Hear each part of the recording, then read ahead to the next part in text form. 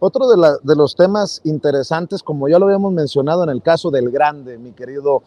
Jaime, es que algunos de estos testigos, de estos cooperantes que están siendo llamados para testificar contra Genaro García Luna por parte de los fiscales, no tendrían necesariamente beneficios por sus declaraciones, por lo que digan en este juicio. Estoy viendo, por ejemplo, que este personaje al que estábamos haciendo referencia hace unos minutos, Israel Ávila, podría haber regresado incluso a México y haber recibido libertad condicional,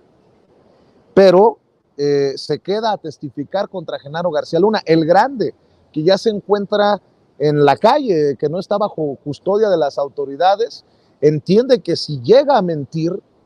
lo pueden volver a meter en problemas por perjurio. Esto es importante y creo que los fiscales han hecho énfasis para los miembros del jurado, ¿no, mi querido Jaime? Y de hecho, ayer hubo una nueva disputa, una nueva pelea de la defensa para tratar de alguna manera desacreditar estos testimonios que están haciendo daño. Saben, es como el goteo constante del agua que va horadando la piedra, ¿no? Ese es el temor que tiene la defensa, que estos testimonios que se presentan o que se presentan ante el jurado sin pruebas, sin videos, sin nada de esto, pero el testimonio puro y duro es lo que ellos temen que les esté causando serios problemas. Ayer mismo vimos cómo la defensa fue incapaz de neutralizar a Israel, y ayer por la tarde volvieron a presentar una queja ante el juez para decirles que por favor los testigos se les avise con suficiente antelación. Pero el hecho de que, por ejemplo, Israel haya revelado de que él había pedido su traslado a México, pero después se desistió porque iba a declarar contra García Luna, revela el miedo de un testigo que sabe muy bien que los tentáculos de Genaro García Luna en México siguen ahí, con el crimen organizado. Entonces, no es cosa fácil animarse a declarar en contra de un hombre como Genaro García Luna, que fue el hombre todopoderoso durante toda esta época. Ahora bien, déjame a tenor o al hilo de lo que ha comentado el maestro Paco Cruz, de lo que ocurría en el Aeropuerto Internacional de México, y que el presidente hizo alusión hoy precisamente a las contradicciones que en aquel entonces se producían. Dice, ¿cómo es posible que hace 10 años, cuando hubo una balacera y murieron 3 agentes de la Policía Federal, cómo es posible, como ha dicho el maestro Paco Cruz, que había cargamentos de droga, de modelos colombianos, y la cosa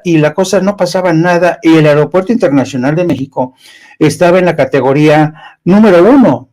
no tenía ningún problema de seguridad? Entonces, yo quería ofrecer un ángulo que a lo mejor no se ha explorado lo suficientemente y que tiene que ver más que nada con la estrategia de las líneas aéreas y de la IATA antes y después de la pandemia. Como ustedes saben, la pandemia ocasionó un daño terrible a las líneas aéreas. Muchas líneas aéreas tuvieron que aterrizar a cientos, miles de aviones, porque se redujo a la mínima expresión el viaje de los turistas, de los pasajeros en todo el mundo. Ahora bien, cuando surge este problema de crítica a los aeropuertos mexicanos por cuestiones de seguridad, se da precisamente durante la crisis de la pandemia y sigue aún en este escenario de pospandemia.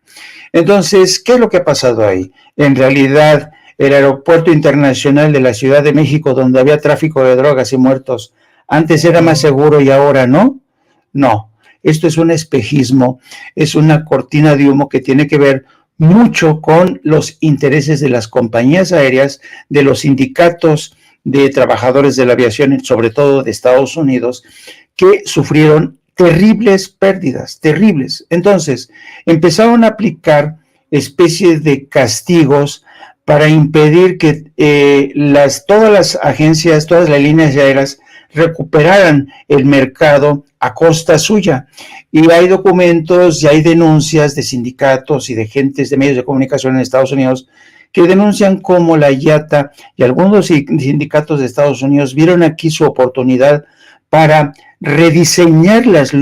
rutas aéreas en todo el mundo, no permitir que en un escenario de pospandemia, otras aerolíneas le comieran el mandado a las aerolíneas de Estados Unidos y empezaron a rebajar de calidad de los aeropuertos,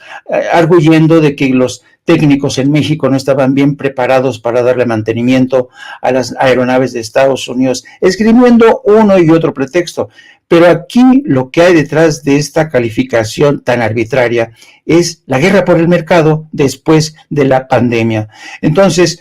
de ahí, y lo dijo el presidente esta mañana, ¿cómo es posible que en esa época el aeropuerto internacional de la Ciudad de México tuviera una calificación de lo más alto y ahora nos pongan la pata en la espalda para que no podamos levantarnos? ¿Por qué?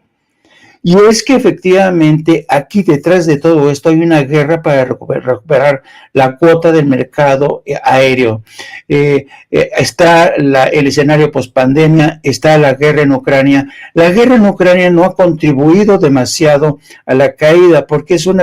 porcentaje mínimo de los vuelos que van desde y hacia Rusia. Pero lo que es el escenario europeo y de América Latina, hay una disputa, sobre todo en épocas en que muchas de las aerolíneas, sobre todo europeas, han aprendido que la mejor fórmula para capturar el mercado es ofrecer vuelos de lo más barato. Entonces, estamos en ese escenario de contaminación, la política contamina, el diseño de las líneas aéreas, de las rutas comerciales, y en este contexto, a mí la decisión del presidente de anunciar la salida nuevamente al mercado de Mexicana de Aviación se produce una coyuntura fantástica para que México recupere rutas aéreas y no sea castigada por las líneas aéreas de Estados Unidos que se quieren hacer con todo el mercado. Es la única acotación que quería hacer en relación a si acaso el aeropuerto internacional de la Ciudad de México era antes más seguro que hoy. Yo no creo.